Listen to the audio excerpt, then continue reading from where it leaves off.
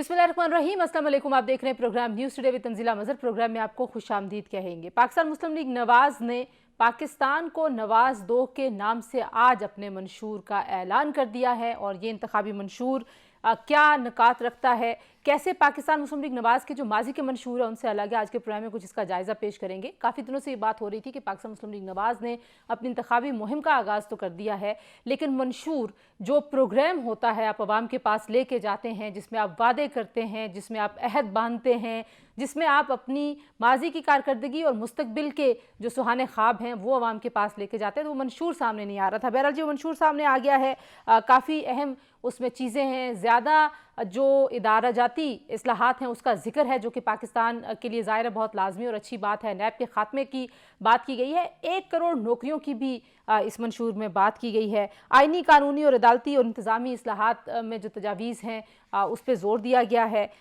सस्ती और ज़्यादा बिजली की फराहमी पर बात की गई है। महंगाई कैसे कम की जाएगी उस पर बात की गई। पाकिस्तान पीपल्स पार्टी ने भी अपना मंशूर जो है वो जारी कर दिया है और उस मंशूर के जो अहम नुकात हैं वो उसमें नून लीग के मंशूर में भी क्लाइमेट चेंज की बात है। माहौलियाती तब्दीलियाँ कैसे पाकिस्तान को इम्पैक्ट करती हैं, पाकिस्तान की मईशत को कैसे बेहतर किया जाएगा।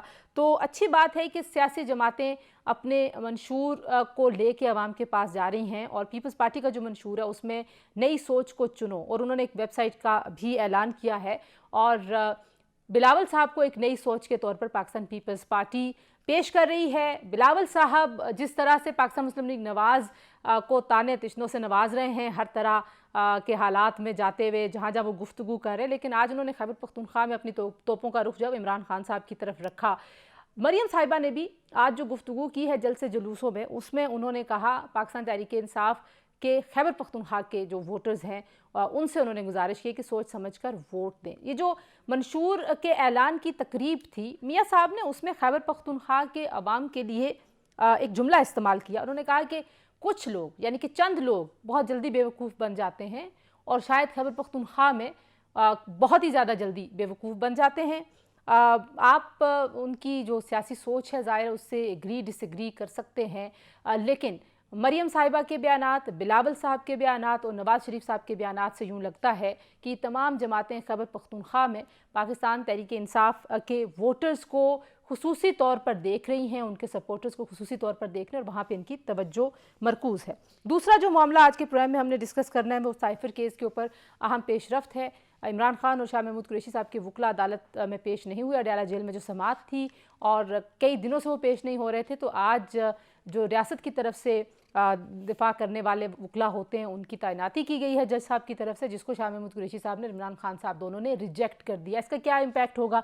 अंसार अब्बासी साहब ने एक स्टोरी दी है बड़ी अहम और उसमें वो कह रहे हैं कि इस्तगासा कोशिश करेगा कि साइफर केस में इमरान खान साहब जो हैं उनको 14 साल सज़ा या सज़ाए मौत दिलवाने की कोशिश की जाए। काफ़ी ख़तरनाक ये रिपोर्ट है और उस रिपोर्ट में ये भी दावा है कि जो गवाहान हैं जिनके बयानात कलमबंद हो चुके हैं, बड़े सीनियर ब्यूरोक्रेट्स हैं, वजारत ख़ारजा के सीनियर तरीन लोग हैं, प्रिंसिपल सेक्रेटरी आज़म खान साहब साबिक जो हैं वो, उनका बयान है, तो वो बयानात काफ़ी ख़तरनाक हैं और इमरान खान साहब को ले डूब सकते हैं। उसकी बात भी करेंगे जनाब। और फिर आखिर में प्रोग्राम में हम कुछ बात करेंगे इस साइफर केस के साथ साथ FIA की तरफ से 40 से ज़ायद सीनियर सहाफ़ियों और यूट्यूबर्स को और सोशल मीडिया एक्टिविस्ट को नोटिस जारी किए गए हैं। ये नोटिस क्यों जारी हुए हैं, किसके ख़िलाफ़ कैंपेन हो रही है और कोर्ट जो है वो इस सारे मामले को कैसे देखती है, उसका अहवाल भी आपके सामने रखेंगे। एक जो और ख़बर है वो भी बड़ी अहम है, उसका मेंशन करना ज़रूरी है जी।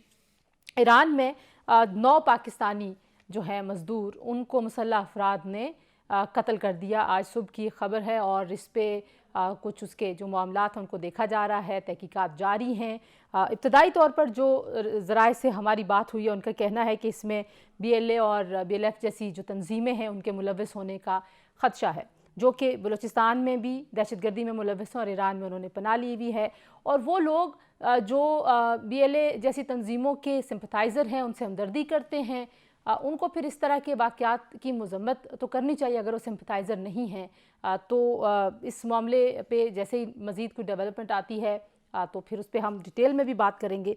लेकिन बहरहाल ये एक बड़ी बदकिस्मती की बात है, ईरान की जिम्मेदारी है कि उनके हाँ जो भी शहरी मौजूद हैं, जो भी लोग मौजूद हैं, उनकी सिक्योरिटी को वो यकीनी बनाएं। तो it was an unfortunate accident जो आज हुआ। और प्रोग्राम के आखिरी हिस्से में हम बात करेंगे सईद गनी साहब के हल्के में एक जलसे के हवाले से जो बिलखुसूस ख़वातीन के हवाले से था। पाकिस्तान पीपल्स पार्टी कितनी कॉन्फिडेंट है सिंध की पॉलिटिक्स में और किस तरह से देख रही है अपने खिलाफ बनने वाले महाज को। तो प्रोग्राम के पहले हिस्से की तरफ चलते हैं जी। सबसे पहले बात करते हैं नून लीग का मंशूर और इस मंशूर में जो प्लान दिया गया है, और ये मंशूर जो बड़ी देर से आया है, देर की वजह भी पूछते हैं और प्लान पे अमल कैसे किया जाएगा। मोहतरमा शहजाद फातिमा ख्वाजा साहब हमारे साथ मौजूद है, पाकिस्तान मुस्लिम लीग नवाज की सीनियर रहनुमा। Thank you so much for joining Shahzad. आप लोगों ने मंशूर आज उसका ऐलान कर दिया, पाकिस्तान को नवाज दो। सो ये Nawaz, I am sure Nawaz Sharif साहब के नाम की वजह से यहाँ पर आया है। और ये मंशूर इतनी देर से क्यों आया है? इलेक्शन की कैंपेन तो शुरू आप लोगों ने काफ़ी दिनों से की हुई है। बिस्मिल्लाहिर्रहमानिर्रहीम। Thank you so much Tanzila. Basically तो हम लोगों ने इसके ऊपर बड़ी डिलिब्रेशंस की हैं और हम चाहते थे कि हम ऐसा मंशूर दें जो कि वायबल हो, जिसमें पूरा रोड मैप हो, ना कि सर से उतारा जाए और चंद पॉइंट्स लिख के दे दिए जाएं जिनकी वायबिलिटी पे भी सवाल उठें। तो बाकायदा 35 कमेटीज़ बनी, उन कमेटीज़ ने सब्जेक्ट एक्सपर्ट्स के साथ बैठ के तो पूरी मुशावरत की और हर सब्जेक्ट में, हर आप कह लें सब कमेटी पे, जो कि एनर्जी थी, इकोनॉमी थी, स्पोर्ट्स थी, एजुकेशन थी, मल्टीपल टॉपिक्स के ऊपर एक्सटेंसिव जो है हमने डिलिब्रेशन की और फिर हमने अवाम से भी पोर्टल लॉन्च किया, उनका मशवरा लेके तमाम चीज़ें इनकॉर्पोरेट की। सो नाउ हमारे पास जो डॉक्यूमेंट आता है वो ऐसा डॉक्यूमेंट है जो कि एक मुकम्मल रोड मैप है, एक कह लें 5 ईयर प्लान है कि पाकिस्तान को किस तरह जो है वो इंशाल्लाह डेवलप करना है और इस मुल्क के लोगों को किस तरह से सहूलत कोई माइलस्टोन्स भी हैं कि ये 2 साल में ये करना है, साल में ये करना है? क्योंकि नारे वादे लोग लगा देते हैं, 25 का विजन दे देते हैं कि 2025 और 35 में हम क्या करेंगे, तो उसमें जाहिर है फिर आप नतीजा नहीं नजर आता आवाम को। तो इसमें नताइज को, माइलस्टोन्स को कैसे आप लोगों ने एड्रेस किया है? देखिए, हमने 2013 का जो मंशूर दिया था उसमें हमारे जो 3 मेजर ईज थे, जिसमें एनर्जी था, इकोनॉमी था और एक वो सिक्योरिटी से एलिमिनेटिंग टेररिज्म था। इन तीनों पे हमने बिल्कुल विदिन, बल्कि टाइम से पहले जो है वो अपने तमाम मंशूर को जो है वो मुकम्मल तौर पे पूरा किया था। एनर्जी में हमने लोड शेडिंग ख़त्म की, इकोनॉमी बहाल की, पूरे मुल्क में इंफ्रास्ट्रक्चर का जाल बिछाया और टेररिज्म जो है वो जहाँ 4000 से जायद पर ईयर केसेस होते थे वो कम होके तो तकरीबन 300 से 400 पे रह गए। 95 से 96% टेररिज्म एलिमिनेट किया। तो हम जो मंशूर देते हैं वो इसीलिए सोच समझ ऐसे काम देते हैं जो हम कर सकें। अच्छा, हमारा पास्ट डिलीवरी का है। तंजीला, अगर आप आज देखें, आप किसी का मंशूर कंपेयर कर लें, किसी की भी जो गुफ्तगू है उसको कंपेयर कर लें, आपको सिर्फ मुस्लिम लीग नून मिलेगी जो अपनी डेवलपमेंट के ऊपर जो है वो कैंपेन कर रही है, जिसका मंशूर उसकी डेवलपमेंट, पास्ट परफॉर्मेंस को जो है वो उसको ऑथेंटिकेट करती है, हमारी पास्ट परफॉर्मेंस, हमारे मंशूर। इस बार ऐसे लगता है कि आप ज़्यादा रिफॉर्मिस्ट एजेंडा को ज़्यादा अहमियत दे रहे हैं, तो ये डेलिब्रेट एक एफर्ट है, इसके पीछे क्या सोचा? और डू यू एग्री कि वाकई ऐसा है कि आप सर्विस डिलीवरी की साइड पे जो सिस्टम में तब्दीलियां करने की बात है उस पर ज़रा आपने ज़्यादा डिटेल में काम किया इस मंशूर में? देखिए, मैं तंजीला एक बात ये करना चाहती हूँ इस बारे में कि हमारा इस मुल्क के अंदर अगर किसी ने करेंसी को डीरेगुलेट किया तो वो मियां नवाज शरीफ थे। आपको शायद मालूम हो कि 1990 से पहले, 1991 से पहले इस मुल्क का जो रुपी था वो कन्वर्टेबल नहीं था डॉलर में। अगर वो किसी ने करेंसी कन्वर्टेबल बनाई, डीरेगुलेट की, तो वो मियां नवाज शरीफ ने की। अगर इस मुल्क में किसी ने बैंकिंग सेक्टर डीरेगुलेट किया नेशनलाइजेशन के बाद, तो वो मियां नवाज शरीफ ने किया। आज अगर आप खुल के किसी प्राइवेट बैंक में जाते हैं या आपकी जो इंटरनेशनल ट्रांजैक्शन होती हैं, ये कोई एक्सपोर्ट पॉसिबल नहीं थी अगर वो डीरेगुलेशन ना हुई होती, करेंसी जो है डीरेगुलेट ना हुई होती। मैं आपको इस तरह की हजारों चीजें ऐसी गिनवा सकती हूँ जो पॉलिसी मैटर्स थे, मियां नवाज शरीफ लाए। अगर आपने ये सॉफ्टवेयर इश्यूज देखने हैं तो एंटी ऑनर किलिंग बिल मियां नवाज शरीफ लेके आए, पंजाब प्रोटेक्शन बिल मियां शहबाज शरीफ लेके आए, वुमेन प्रोटेक्शन बिल। तो पॉलिसी के ऊपर हमारा हमेशा से जोर रहा है। लेकिन और ये इस कैसे मुल्क में जो मुख्तलिफ है पॉलिसी आप मंशूर जो माजी में आप लोगों की एक हाँ, सोच रही है? क्योंकि जाहिर है पार्टी के अंदर भी सॉरी तो इवॉल्व होते हैं ना, तो ये कैसे मुख्तलिफ है माजी के मंशूर से? नहीं, बिल्कुल। तो मैं पहले तो ये बात क्लैरिफाई करना चाह रही थी कि एक जो बिल्कुल हमने डेवलपमेंट की, हमने इंफ्रास्ट्रक्चरल डेवलपमेंट की, और हम बड़े फख्र से कहते हैं कि हमें कोई और पॉलिटिकल पार्टी किसी प्रोजेक्ट पे हाथ रख के दिखा दे कि ये हमने बनाया है, चाहे वो डैम हो, चाहे वो पावर हो, चाहे वो मोटरवेज हाईवेज हो, कोई कम्यूट हो, आप नाम लें और वो हमने काम करके दिखाए हैं। इवन कराची की ग्रीन लाइन भी मियां नवाज शरीफ ने बनाई, और बलूचिस्तान में गवादर पोर्ट अगर एग्जिस्ट करता है तो वो भी मियां नवाज शरीफ ने बनाया है। तो ये हमारा बिल्कुल, हम दोनों चीजें बैलेंस लेके चलते हैं। अगर आप अब इस दफा के मंशूर की बात करें, देखिए प्रॉब्लम्स जो हैं वो ड्रास्टिकली चेंज हुई हैं पिछले चंद सालों में। मेरे ख्याल से कि अगर आप बड़े स्पेसिफिक इश्यूज पूछती हैं तो I think climate is something जो कि बिल्कुल टॉक ऑफ द टाउन बना, जो एक मेरे ख्याल से कि हमें क्लाइमेट इमरजेंसी की जरूरत है। पॉपुलेशन साल साल से जो है वो एक इशू है। हमने इसके अंदर जो इस्लामिक वेज हैं पॉपुलेशन प्लानिंग के, उनके ऊपर फोकस किया। जहाँ तक बाकी हमारी जो एक मेरे ख्याल से एक बहुत अशद ज़रूरत है, वो एक सस्टेनेबल डिजिटल ट्रांसफॉर्मेशन की ज़रूरत है। और वो भी मियां नवाज शरीफ की ही हुकूमत थी जो 3G लेके आई, 4G लेके आई। मियां शहबाज शरीफ, मियां नवाज शरीफ थे जिन्होंने इस मुल्क में बच्चों को लैपटॉप्स थमाए, जिन्होंने ये तमाम, आप इस वक्त जो पीसेप देखते हैं, पाकिस्तान सॉफ्टवेयर एक्सपोर्ट बोर्ड देखते हैं, या इस तरह की पॉलिसीज देखते हैं, ये भी मियां नवाज शरीफ ही अपने दौर में लेके आए। तो डिजिटल ट्रांसफॉर्मेशन की बात हो रही है, उसके अंदर स्किल्स की, अच्छा एजुकेशन बहुत मेजर ट्रांसफॉर्म की है पिछले 5 से 10 साल में। जहाँ पे हमें हमारी ट्रेडिशनल एजुकेशन जरूरी है, वहाँ पे हमारी जो एजुकेशन दुनिया में है वो स्किल की तरफ जो है वो ज्यादा ट्रांसफॉर्म कर गई है। और खास तौर पे जो टेक्निकल स्किल्स हैं, जो आईटी के स्किल्स हैं, चाहे वो लो टेक हैं, चाहे वो हाई टेक स्किल्स हैं, and I think this is the way forward. जो हमारी एक, आप कह लें कि इमीडिएट जो हमारी सोल्यूशन है, लो हैंगिंग फ्रूट है, वो यही है कि हम अपने बच्चों को, और हमारा जो सबसे बड़ा एसेट है यूथ, उसको हम अगर हार्नेस कर लेते हैं, उनको हम स्किल कर देते हैं, तो मेरे ख्याल से this is the only and the shortest path to development right now. Last and question secondly जी, उसके लास्ट अंदर क्वेश्चन भी ऐड कर एग्रीकल्चर। लें, उसी में ऐड कर लीजिए लास्ट क्वेश्चन भी मेरा। 1 करोड़ नौकरियों का जो नारा है, जाहिर है आपको पता है कि लोग इस नारे को पाकिस्तान तहरीक इंसाफ के साथ बहुत ज़्यादा रिलेट करते हैं। तो ये नारा क्या आपने पीटीआई से उधार लिया है, उनके मंशूर से, या आपको लगता है कि?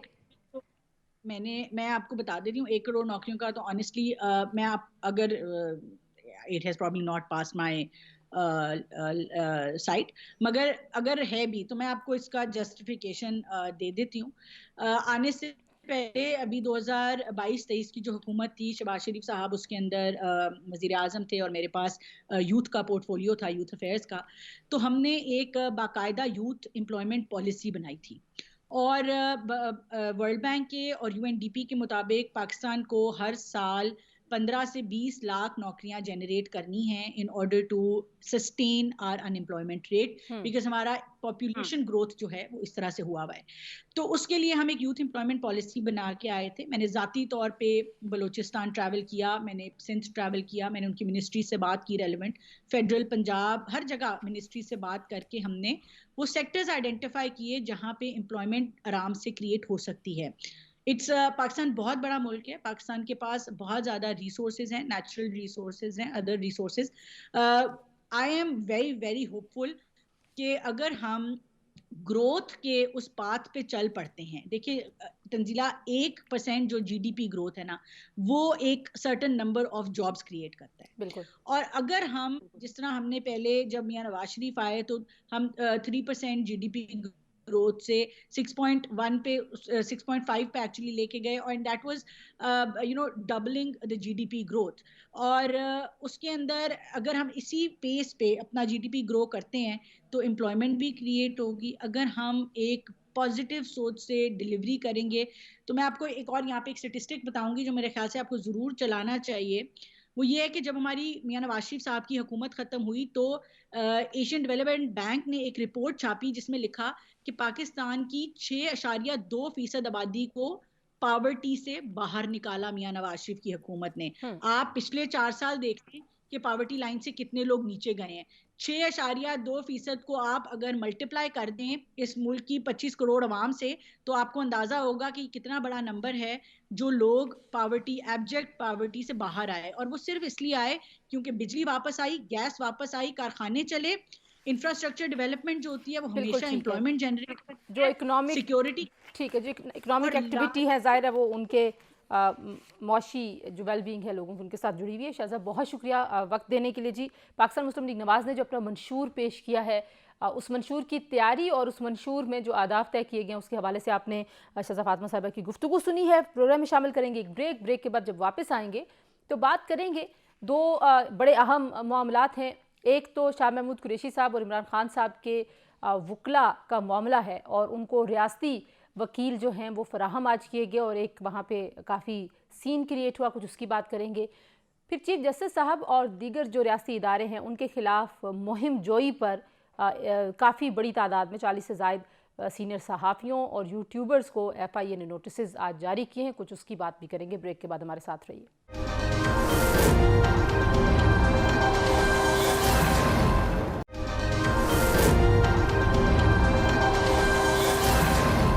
जी, प्रोग्राम में एक बार फिर आपको खुशामदीद कहते हैं जी और बात करेंगे साइफर केस के हवाले से, जहां पर इमरान खान और शाह महमूद कुरैशी के लिए स्टेट डिफेंस काउंसिल जो है वो मुकर्रर कर दिए गए हैं और बज़ाहिर यूँ लग रहा है कि उनके वकला पेश नहीं हो रहे। क्या ये एक मामूल की कानूनी कार्रवाई की तरह इसको देखा जाना चाहिए या इसके पीछे कोई कॉन्स्पिरेसी है, क्योंकि पाकिस्तान तहरीक इंसाफ को हर चीज़ में कॉन्स्पिरेसी नज़र आती है। और ये भी इत्तलात थी कि खान साहब ने कहा कि उधर भी रियासत इधर भी रियासत, तो ये मजाक है और हमें लग रहा है कि हमारे खिलाफ फैसला हो चुका है। अंसार अब्बासी साहब जो कि सीनियर सहाफ़ी, उन्होंने अपनी रिपोर्ट में आज ये भी इंकशाफ किया है कि इस्तगासा कोशिश कर रहा है कि जो 14 साल की सज़ा है या सज़ाए मौत की वो कोशिश करे साइफर केस में इमरान खान साहब के लिए। तो ये ज़ाहिर है ये बड़ा अलार्मिंग और बड़ा सीरियस एक इंकशाफ है उनकी तरफ से और उन्होंने कोट किया है स्पेशल प्रोसिक्यूटर रिजवान अब्बासी साहब को। आबिद ज़ुबैरी साहब हमारे साथ मौजूद हैं जी, सीनियर कानूनदान हैं, साबिक़ सदर है सुप्रीम कोर्ट बार के। ज़ुबैरी साहब बहुत शुक्रिया आप तशरीफ़ लाए। मुझे ये बताइए कि ये जो स्टेट डिफेंस काउंसिल मुकर्रर किए गए हैं, क्या ये एक रूटीन की कार्रवाई इसको देखा जाना चाहिए? ऐसे ही होगा अगर कोई और भी शख्स होता है यहाँ पे शाह साहब और इमरान खान साहब के अलावा, या इसमें आपको नज़र आता है कि कहीं इंसाफ की फराहमी नहीं हुई? देखिए, सबसे जो ज़रूरी बात है समझने की वो ये है कि हमारा एक आर्टिकल 10 है कॉन्स्टिट्यूशन का, वो कहता है फेयर ट्रायल मिलना चाहिए जी। फेयर ट्रायल के कई कई तकाजे होते हैं। एक, इंडिपेंडेंट कोर्ट, डिफेंस का पूरा हक मिलना प्रोसिक्यूशन पे कि वो साबित करे जुर्म एक किसी अक्यूज के खिलाफ, और ये सारी उसके लवाजमात बहुत अशद ज़रूरी हैं। अगर ये नहीं होगा तो ये फंडामेंटल राइट आपका जो बुनियादी हक है उसके वायलेशन करेगा। देखिए, यहाँ मुझे मेरे इल्म में नहीं है कि उनके वकला पेश नहीं हुए, वो क्या बिजी थे, एडजर्नमेंट की दरख्वास्त आई। लेकिन देखिए, जल्दी में फैसला, और आपने अभी फरमाया रिजवान अब्बासी साहब हैं और हम एक जमहूरियत में रहते हैं, एक साबिक वज़ीर आज़म, एक साबिक वज़ीर ख़ारजा है, उनके ख़िलाफ़ वो मौत की सज़ा तजवीज़ कर रहे हैं। तो आप समझ जाएं कि ये सारा जो सिस्टम है, इस्टेब्लिशमेंट की जो हम देख रहे हैं पाकिस्तान में, ह्यूमन राइट्स वायलेशन वगैरह, जो चीज़ सीधी तरह खुद नहीं कर सकते वो इन अदालतों की थ्रू ले जाने की कोशिश की जा रही है। अब इन जज साहब को जल्दी क्या है? पॉइंट इज़ दैट कि आपने केस किया, वो नहीं किया, आप आपको हक देना चाहिए कि जी आपके वकला नहीं आ रहे, आप खुद जरा कर लीजिए इन विटनेसेस पे। वो अगर वो नहीं करते तो फिर आप लिखें, अपना ऑर्डर पास करें कि मैंने इनको हक दिया, 1 बार दिया, 2 बार दिया, 3 बार इनको कहा जिरा करने। कोई इसकी कोई लिमिट है कि 4 बार आपके वकला नहीं आते, 6 बार नहीं आते या आते ही नहीं है? कोई लिमिट नहीं है, ये हो नहीं सकता। उनके वकला वो रिप्रेजेंटेड हैं वकला से, लेकिन अगर वो नहीं आ रहे तो इसका ये मतलब नहीं है आप स्टेट काउंसिल, अच्छा मैं अगर मैं स्टेट काउंसिल लेने से मना कर दूं, कोर्ट मुझ पर जबरदस्ती नहीं थोप सकती स्टेट काउंसिल, नहीं आपको अब रिप्रेजेंट करेंगे। और ये कई केसेस है हाई कोर्ट, सुप्रीम कोर्ट में, जहां स्टेट काउंसिल उनके एक्यूज के लिए कोर्ट ने अपॉइंट किया, उन्होंने कहा कि जी हमें फिर से हमारे वकीलों को जिरा करने की कोशिश की जाए। वो एप्लीकेशन कोर्ट ने रिजेक्ट की, वो अपीलें हुई उसकी सुप्रीम कोर्ट, हाई कोर्ट में, और वो सेट असाइड हुई। उन्होंने कहा कि इंसाफ का तकाजा ये है कि आपको पूरा मौका देना चाहिए सफाई का एक मुलजिम को। अगर आपने वो सफाई का नहीं दिया तो ये आप तकाजे पूरे नहीं करेंगे, आर्टिकल 10 है और जो क्रिमिनल जूरिस्प्रूडेंस के हैं। तो मैं समझता हूं कि जो आज जज साहब ने जल्दी करके एक स्टेट काउंसिल अपॉइंट किया, मैं समझता हूं कि वो ऑर्डर सस्टेनेबल नहीं होगा, इनको चैलेंज करना चाहिए। और दूसरी बात है कि ओपन ट्रायल होना चाहिए कोर्ट का। मुझे तो अभी नहीं समझ आ रहा कि आज भी वो जेल से सुना। एक खबर ये भी थी कि जज साहब ने कहा मैं और केस छोड़ के आपके इस केस के लिए आया हूँ। इमरान खान साहब या उन्होंने तो नहीं कहा था आप यहाँ आए, वो तो कह रहे हैं आप वहीं जहां आपका कोर्ट है वहीं मेरा केस चलाएं। ठीक है। तो तो ये कह देना, लेकिन मैं समझता हूँ आज जज साहब ने बड़ी इंसाफ का, आज समझता हूँ पहले इस केस में तो जी इंसाफ को तो वैसे ही तकाजे पूरे नहीं किए जा रहे, और ये जज साहब इंसाफ, मैं तो नहीं समझता कि मैं समझता इमरान खान साहब के जो वकला हैं उनको चाहिए चैलेंज करें ये जज साहब की इन ऑर्डर्स को। और आप जुबैर साहब आपको वापस आ रही हूँ, लेकिन इमरान वसीम साहब भी हमारे साथ मौजूद हैं।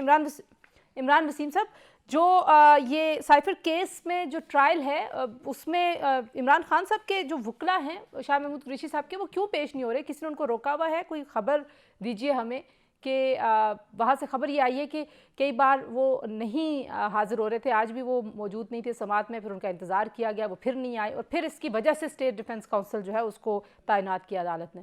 जी, स्टेट काउंसिल तो आज अदालत ने कल जो फैसला महफूज किया था, ये आज का इशू नहीं, ये 2-3 दिन से चल रहा था कि एक तो चेयरमैन पीटीआई और शाह महमूद कुरैशी ने अपने जो काउंसिल थे वो चेंज किए थे, उसमें सलमान सफदर साहब को इंडक्ट किया गया था, लेकिन जब से सलमान सफदर साहब इंडक्ट हुए वो पेश नहीं हो रहे थे।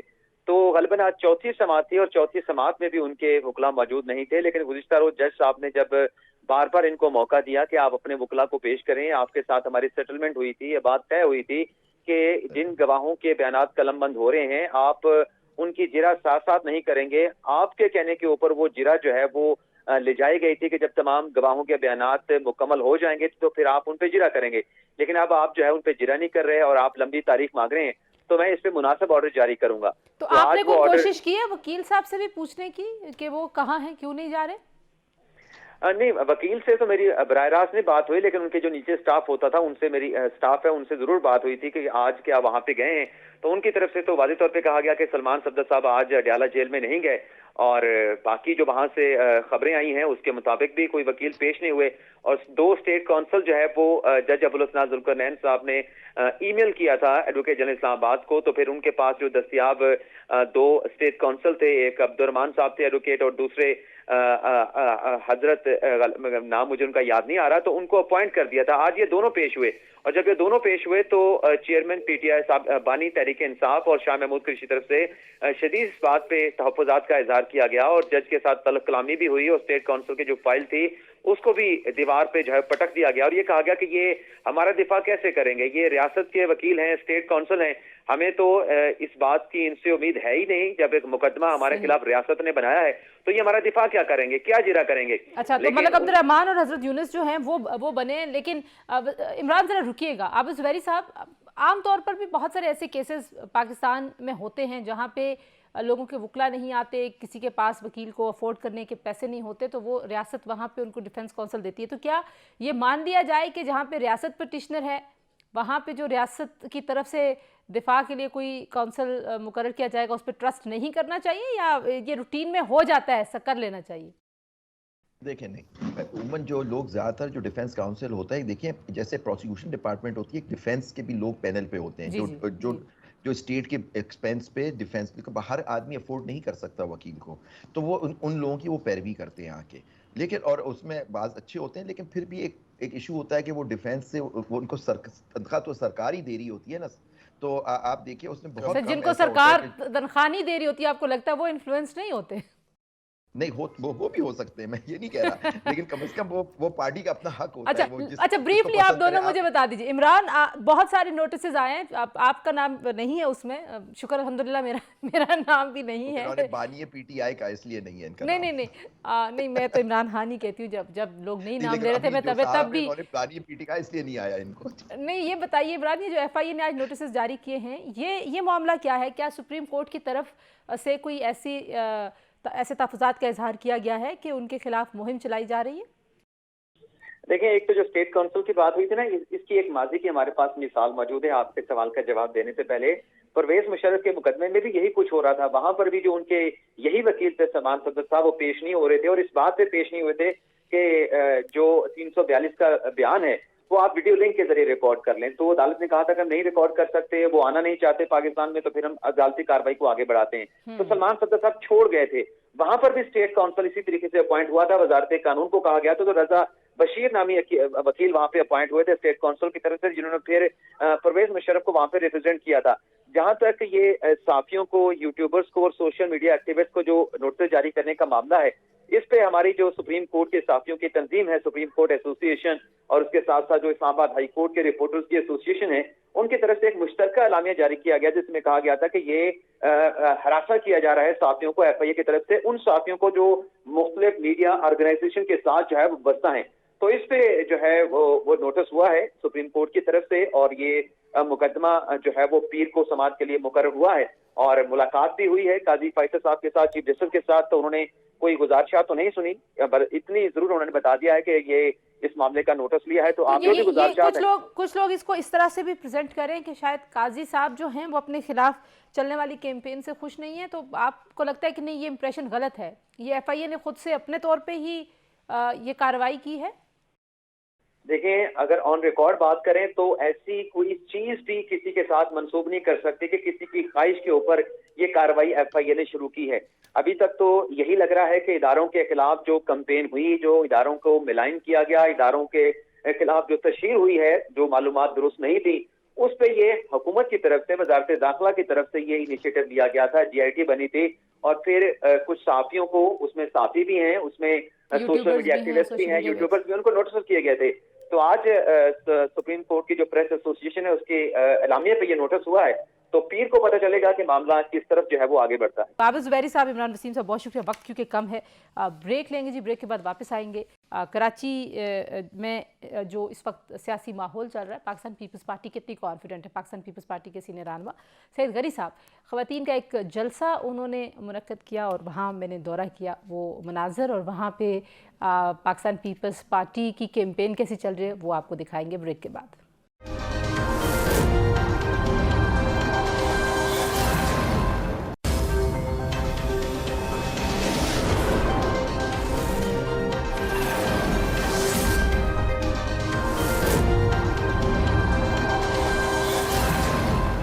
जी, मैं कराची में मौजूद हूँ और ये गोट का इलाका है। सैयद गनी साहब पाकिस्तान पीपल्स पार्टी के सीनियर रहनुमा हैं, उनका हल्का है। यहाँ पे ख़वातीन के लिए एक जलसे का एहतमाम किया है। कुछ ख़वातीन से बात करेंगे और ख़वातीन के क्या ऐसे मसाइल हैं जिस पे पाकिस्तान पीपल्स पार्टी ज़्यादा फोकस करती है। सैयद गनी साहब से भी बात करेंगे और देखेंगे कि जितने लोगों से मैं मिली हूँ यहाँ पे वो काफ़ी मकबूल नज़र आए हैं, तो उनकी मकबूलियत की वजह क्या, ये भी उनसे पूछेंगे। पाकिस्तान पीपल्स पार्टी के लिए एक बड़ा महाज बना हुआ है। सिंध की सियासत में किसी बड़ी तब्दीली की कोशिश कर रहे हैं पाकिस्तान पीपल्स पार्टी के मुखालिफिन, वो भी उनसे पूछेंगे। आइए बात करते हैं यहाँ के हल्के के लोगों से और सैयद गनी साहब से। किसको वोट डालेंगी? पीपी को ही। क्यों हमारे यहाँ शुरू से ही पीपी है। लोग कहते हैं पीपी ने काम नहीं किए सिंध में। क्यों, तो यहाँ पे और गोट में कौन है हमारा, कौन सुनता है, कौन करता है? दूसरे तो इलेक्शन में आते हैं, फिर वो जीत के या हार के फिर चले जाते हैं, दोबारा तो नहीं आते। हमारी तो पीपी है, सईद गनी है, उसमें भी आते हैं। बिलावल साहब के लिए क्या सोचती हैं? बहुत अच्छा सोचते हैं कि वो जीत जाए। वज़ीर आज़म बनेंगे बिलावल? बिल्कुल बनेंगे। ख़वातीन का अलग से जलसा क्यों हो रहा है? इसलिए हो रहा है कि हर किसी को अपनी वो वर्किंग करनी है, इसलिए हो रहा है, उनके फ़ायदे में हो रहा है। अल्लाह करेगा फ़ायदा ही होगा। जैसे झंडों की बहार है ऐसी बहार ही लगी रहेगी। ख़वातीन किस बुनियाद पे पाकिस्तान पीपल्स पार्टी को वोट देंगे और सैयद गनी साहब के हवाले से क्या कहती हैं आप? सैयद गनी तो बहुत ही अच्छे आदमी हैं, बेटे हैं मेरे माशाल्लाह से बेटे हैं मेरे, बहुत ही अच्छे हैं। फरहान उससे भी अच्छे हैं, उनकी अम्मी उनसे भी अच्छी हैं। तो मैं ये क्या कह सकती हूँ कि उनकी वर्किंग बहुत है। किसको वोट डाल रही हैं? ओ बेनज़ीर को, सईद गनी को। और बिलावल साहब के बारे में क्या सोचती हैं? बिलाल तो हमारा भाई है, बेटा है, हमारी जान भी कुर्बान है उनके ऊपर। लोग कहते हैं पीपल्स पार्टी ने काम नहीं किया, कुछ सिंध में बहुत करप्शन की। वो जो बोलने वाला ना, उसको जाके तवा लेके मुंह पे फेराओ, काला उनका मुंह। जो हमारे गोद में पानी नहीं था सईद गनी ने लाया। बिजली तो दुनिया में ये है, सिर्फ हमारे पास नहीं है। अच्छा, तो इसके अलावा गैस नहीं था, 3 साल से गैस नहीं था, सईद गनी ने गैस लाया। और क्या करेगा सईद गनी, जेब से निकाल के तो नहीं देगा। हाँ, बहुत मेहनत की है सईद गनी, इतनी मेहनत की है कोई माँ का लाल नहीं करेगा। अस्सलाम वालेकुम जी, आप ज़ाहिर है पीपल्स पार्टी के जलसे में, इसलिए मैं ये नहीं पूछूंगी वोट किसको डालेंगी, लेकिन पीपल्स पार्टी के बारे में लोगों का ख्याल है कि बहुत ज़्यादा काम नहीं करते।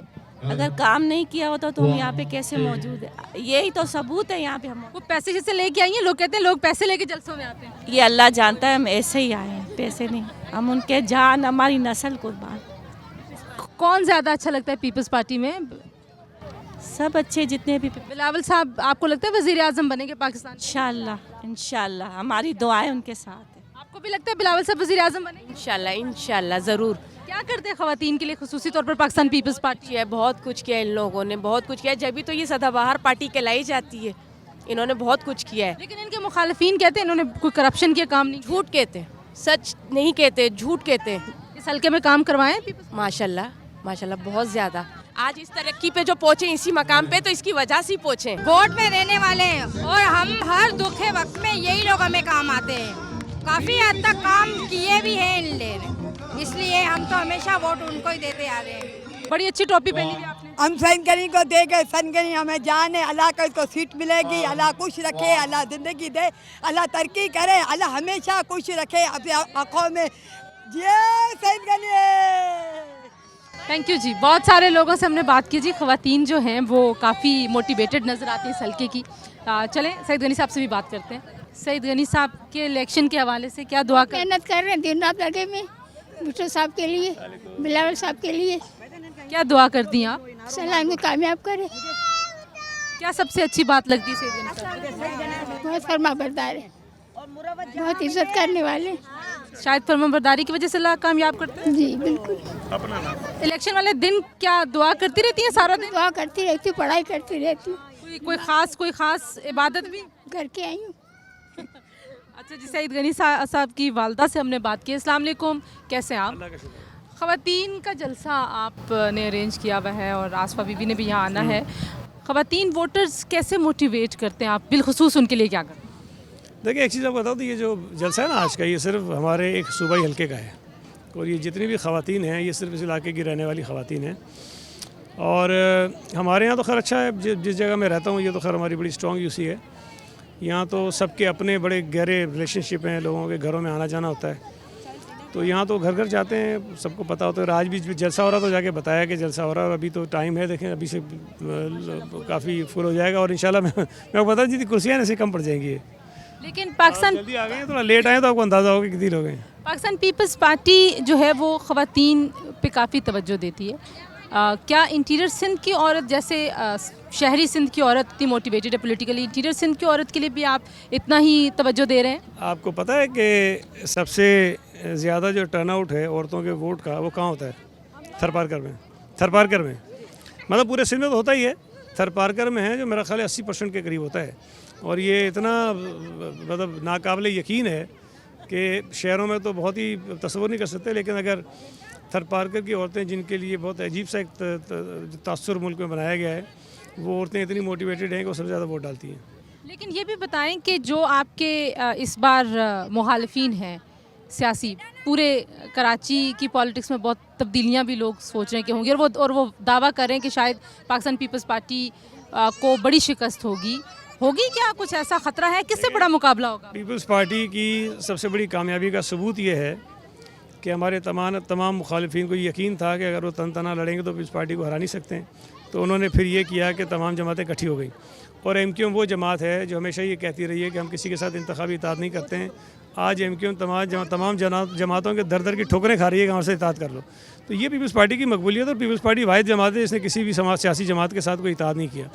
तो हमें यकीन है इंशाल्लाह ताला, ये बावजूद इसके कि वो तमाम मुखालिफिन इकट्ठे हो गए, पीपल्स पार्टी कराची शहर की सबसे बड़ी पार्टी ऊपर के सामने आएगी। पिछली दफ़ा से ज़्यादा नशिस्तें लेंगे? बहुत ज़्यादा, पूरे सिंध में भी यकीनन। GDA ये वो सब अलायंस आपको नहीं, ये तो पहले भी बने हैं ना। देखें, ये जो इत्तेहाद पीपल्स पार्टी के खिलाफ बनते रहे, ये 2002 से बनते रहे, और 2002 से अगर आप गौर करें तो पीपल्स पार्टी की नशिस्तों में मुस्तकिल इजाफा हो रहा है, और इस दफ़ा में यकीन है कि उसमें और इजाफा होगा। और GDA और जो पीपल्स पार्टी की मुखालिफ जमातें आपस में इत्तेहाद बनाती हैं, उनकी नशिस्तें बतदरीज कम हो रही हैं। तो ये इलेक्शन के माहौल में इकट्ठे हो जाते हैं, उसके बाद फिर आपस में एक दूसरे को गालियाँ देते हैं। बिलावल साहब के फैक्टर को कैसे आप इस दफ़ा प्ले आउट होते हुए देखते हैं, क्योंकि वो फॉरेन मिनिस्टर के तौर पे पहली बार उन्होंने काम करके दिखाया? बिलावल साहब जो हैं इस वक्त वाहिद हैं जो नौजवान लीडर हैं और मुस्तकबिल के लीडर हैं, और जो पैगाम बिलावल भुट्टो ज़रदारी इस मुल्क के लोगों को ख़ास तौर पर नौजवानों को दे रहे हैं, मैं समझता हूँ कि वही इस मुल्क की ज़रूरत है। कि यहाँ जो इंतकाम की सियासत थी, बदला लेने की सियासत थी, एक नेगेटिव पॉलिटिक्स थी और तकसीम की सियासत थी, बिलाल भुट्टो ज़रदारी साहब उसको ख़त्म करने की बात करें। तो मैं समझता हूँ कि इसी चीज़ बड़े गुस्से में नून लीग के बारे में, उसकी क्या वजह? नहीं, गुस्से में तो नहीं है। मेरा ख्याल है कि वो जो बात कर रहे हैं वो बात नून लीग वालों को बड़े नागवार गुजरती होगी, लेकिन वो जो बात कह रहे हैं उसमें गलती क्या है? अगर वो ये कह रहे हैं कि जी जो आदमी 3 दफ़ा बन के कुछ नहीं कर सकता उसको चौथी दफ़ा बनाने में क्या फ़ायदा? मैं तो आपसे पहली दफ़ा बनाने की बात कर रहा हूँ। मैं यहाँ लोगों से मिली हूँ, आप काफ़ी मकबूल हैं ख़वातीन में। काम ऐसे क्या ख़ास तौर पे आपने किए हैं कि आपकी जो ख़वातीन वोटर्स हैं वो बड़ी खुश नज़र आती हैं, आपकी तारीफ़ें करें? एक तो मेरा ख्याल है कि मेरा जो मिलना मिलाना होता है लोगों से वो बड़ा अच्छा होता है, बड़ा हम्बल होता हूँ, कोशिश करता हूँ हर आदमी को इज़्ज़त दूँ। बुनियादी वजह तो ये है। दूसरा, अवेलेबल होता हूँ लोगों को अपने हल्के में, जब चाहे मुझसे मिल लेते हैं। मैं नहीं होता तो कोई भाई होता है, कुछ ना कुछ होता है तो सुन लेते हैं, मसला हल हो जाता है। दूसरा ये कि जो बुनियादी मसाइल यहाँ थे, पानी के गलियाँ ख़राब थी, वो सीवरेज के जो थे, वो मैंने जो रवायती इशूज़ होता है ना, इनको लोग उठाते हैं, वो मैंने ख़त्म कर दिए, ऑलमोस्ट ख़त्म कर दिए। आपका नारा अपने हल्के के लिए क्या है? नहीं, इस दफ़ा तो मेरी जो देखिए, मैं जब आया ना तो मुझसे पहले यहाँ 30 साल तक और जमातें जीतती रही और जीतने वाले सारे वज़ीर बने थे। जब मैं आया तो सब कहते थे पानी चाहिए, सीवरेज का प्रॉब्लम है, गलियों का मसला है, सड़कों का मसला है। अब जब मैं आ रहा हूँ अगले 5 साल के लिए तो पानी का मसला तकरीबन अल्लाह का शुक्र है 70% हल हो गया, लेकिन एक काम पे जमात इस्लामी ने स्टे लिया है, वो स्टे ख़त्म होगा तो 100% हमारा रिजॉल्व हो जाएगा इशू। सीवरेज का भी मोर और लेस ख़त्म हो गया है, गलियाँ सड़कें भी मोस्टली बना दी हैं, थोड़ी बहुत रह गई हैं। तो जो रवायती मसले थे वो मैंने ख़त्म कर दिए। अब तो मैं कह रहा हूँ कि मैं टेक्निकल कॉलेज बनाऊँगा, एक बनाया मैंने, शानदार बनाया है, बड़ा ज़बरदस्त, कराची का बेहतरीन है। तो मज़ीद बनाएंगे ताकि नौजवानों को जो बेरोज़गारी का है मसला, उसको नौकरियां तो सबको नहीं मिल सकती, तो कम से कम हुनरमंद करें उनको। तो सबसे बड़ी मेरी पहली तरजीह होगी कि जो टेक्निकल कॉलेज हैं कम से कम मैं 4-5 और बनाऊं अगले 5 सालों में। फिर जो हॉस्पिटल्स यहाँ थे छोटे छोटे, बड़े आमतौर पर जो सरकारी हॉस्पिटल में बड़े बुरे हालात में होते हैं, तो मैंने उनको बड़ा बेहतर किया है। जो प्राइवेट हॉस्पिटल की सतह पर उनको लेके आने की बात की है, मुख्तलिफ इदारों के हवाले किए ताकि लोगों को अच्छी सहूलतें मिलें। यहाँ पर मैंने फ़ुटबॉल का ज़बरदस्त स्टेडियम बना दिया है, ये नहीं बात कर रहा इसको तो ठीक है, लेकिन एक और बनाया बड़ा ज़बरदस्त। पार्क्स यहाँ बेहतर कर दिए हैं, यहाँ लड़कों का कॉलेज नहीं था वो बना दिया है। यहाँ पर नाले पर लोगों के बहुत सारे घर टूटने थे, अल्लाह का शुक्र है हमने कोशिश की वो घर टूटने से बचा दिए हैं। तो इस किस्म के बहुत सारे ऐसे काम हैं, अगर उन इलाकों में उन आबादियों में अब चली जाएँ जो उससे डायरेक्टली मुस्तफ़ीद हो रहे हैं, तो यकीनन वो तो कहते हैं कि हमारा मसला सबसे बड़ा पानी का था, इसने हल कर दिया है। मैं आखिरी बात आपसे पूछूं, आपने एनए का इलेक्शन आप क्यों नहीं लड़ते? यानी कि आप सेनेटर थे और यू परफॉर्म्ड, काफ़ी मतलब फेमस हो गए थे आप जब सेनेटर थे मरकज़ की सियासत में, एनए की सीट क्यों नहीं? नहीं, मुझे सच्ची बात यह है कि इस दफ़ा तो पार्टी ने भी कहा था कि दोनों सीटों पे आप लड़ें, लेकिन मैंने उनको खैर 1-2 वजूहत बताई जिसकी बिना पर वो कायल हुए और फिर उसके बाद मैंने सूबाई पर ही तरजीह दी। लेकिन इंशाल्लाह ताला मैं आपको बताता हूँ, ये हल्का जो था ये पीपल्स पार्टी का नहीं था। मैंने पहली दफ़ा जीता, मैं पहला MP था जो पीपल्स पार्टी का यहाँ से बना। इस दफ़ा असद आलम न्याई साहब हैं और इंशाल्लाह ताला वो पहले MNA होंगे जो हल्के से पीपल्स पार्टी के जीतेंगे। Thank you so much Syed Ghani sahab, best of luck. आपने सैयद गनी साहब की गुफ्तगू सुनी, ख़वातीन से भी आपकी गुफ्तगू कराई, उनकी वालदा से भी मुलाकात कराई है। कराची की जो सियासत है ज़ाहिर है पाकिस्तान पीपल्स पार्टी के इर्द गिर्द घूमती है और सैयद गनी साहब पाकिस्तान पीपल्स पार्टी के बड़े अहम रहनुमा हैं। तो हम यहाँ आए हुए थे तो हमने सोचा कि इस जलसे को जो खुसूसी तौर पर ख़वातीन का एक बड़ा इज्तिमा हो रहा है उसको ज़रूर कवर करें। तो अब तक के लिए इतना ही। इंशाल्लाह इलेक्शंस के हवाले से मुख्तलिफ हलकों का विज़िट भी हमारा जारी रहेगा और लोगों से आपकी मुलाकात भी करवाते रहेंगे।